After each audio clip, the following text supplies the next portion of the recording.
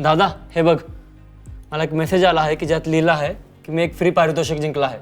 मी ते क्लिक करावं का? ऋषी, हे स्कॅम किंवा मालवेअर असू शकतं. अशा संदेशांवर कधीही क्लिक करू नकोस. मी तुझ्या डिव्हाइसमध्ये सुरक्षिततेने तंत्र कसे वापरायचे हे समजावून सांगतो. हे सुरक्षित वाटतंय. मला डिव्हाइस वापरताना सुरक्षित राहण्यासाठी काय करायला हवं ते शिकायचं आहे. अज्ञात लिंकवर क्लिक करणे टाळ. काही टिप्स सांगतो. कधीही पॉपअप्स, जाहिराती किंवा अज्ञात स्रोताकडून आलेल्या लिंक्सवर क्लिक करू नकोस. एक्झाम्पल, जर तुझ्या स्क्रीनवर असा संदेश आला की तू लॉटरी जिंकलास, तर तो बहुतेक खोटा असेल. त्याला दुर्लक्ष कर किंवा बंद कर. मजबूत पासवर्ड तयार कर. त्याची पण टिप्स सांगतो. पासवर्डमध्ये अक्षरे, संख्या आणि चिन्हांचा वापर करून एक मजबूत पासवर्ड तयार कर. एक्झाम्पल, 1 2 3 4 5 6 च्या ऐवजी माय सिक्युअर पासवर्ड, ज्यात साइन किंवा @ चिन्हांचा वापर होईल. वैयक्तिक माहिती शेअर करू नकोस. याची सुद्धा टिप देतो.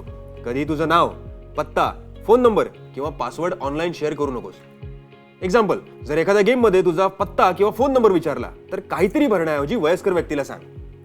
विश्वसनीय ॲप्स आणि वेबसाईट्स वापरा. याची सुद्धा टिप देतो.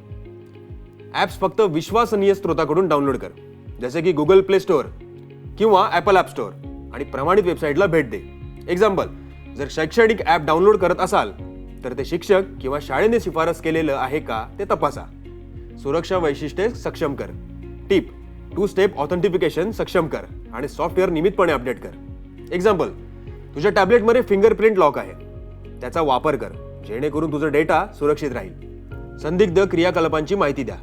जर काही वेगळं वाटत असेल, जसे की सायबर बुलिंग किंवा अजीब संदेश, तर लगेच वयस्कर व्यक्तीला सांगा. एक्झाम्पल, जर कुणी ऑनलाईन तुझ्याशी व्यक्तिशः भेटायला सांगितलं तर नेहमी आपल्या पालकांना किंवा शिक्षकाला माहिती दे. थँक्यू दादा.